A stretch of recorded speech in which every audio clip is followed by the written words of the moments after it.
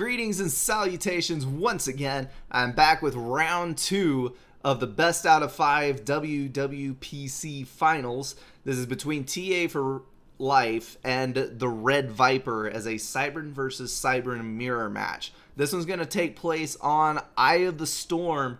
This map is notorious for being incredibly difficult to play. You have to balance land spam, air, and naval spam. You can be overtaken in any of those 3 ways. All 3 are viable as a victory option, and it is just incredibly easy to screw up. I can honestly say that I have an incredibly tough time on this map. I do not have a good build order, and as I'm sure a lot of you saw in the last cast that I did on this map, I didn't even know that this totem existed. There's, I think, 300 and some odd mass in that little totem on the shore. And I'm sure both players are going to issue a manual reclaim order out in that direction. You can see TA picked up his as well. So that is a little tidbit that you got to know about the map. If you don't know that, the other player is going to absolutely screw you over with that mass advantage and getting the early units out. And the early units are critical despite how big this map is. Alright, RedViper already has 1 win to his name. It is best out of 5, so one of these guys needs 3.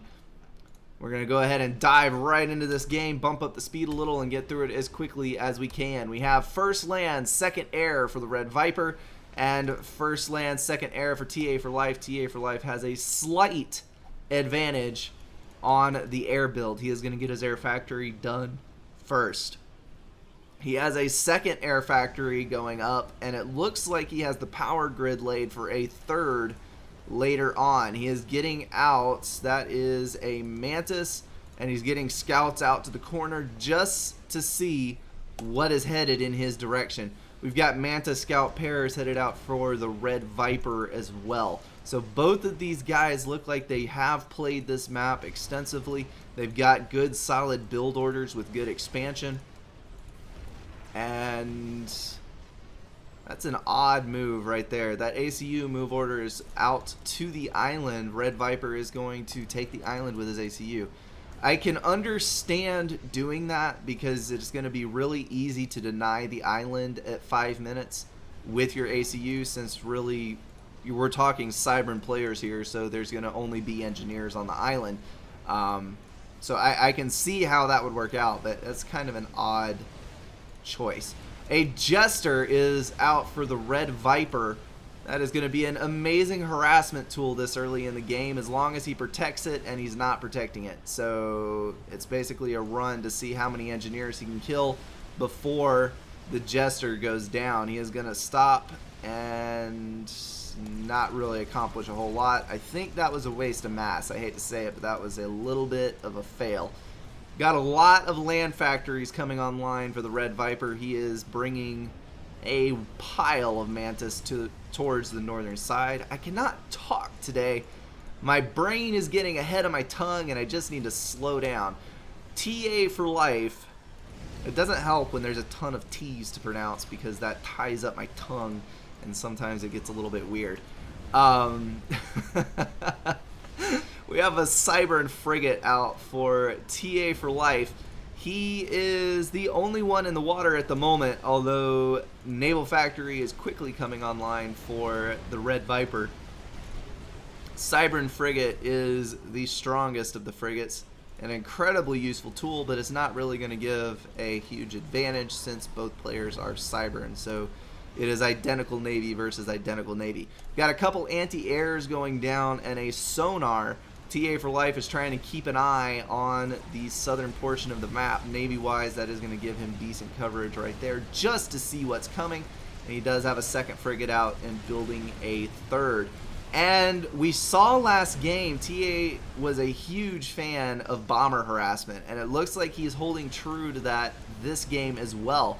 We've already got 4 or 5 bombers on the map, and he is actually in control of the air at this time, which is a change up from the last game, but he is definitely using those Tech 1 bombers as much as he possibly can, and that's a good thing. Tech 1 bombers have a pretty good amount of damage that they can do. They're excellent for softening up groups of tanks.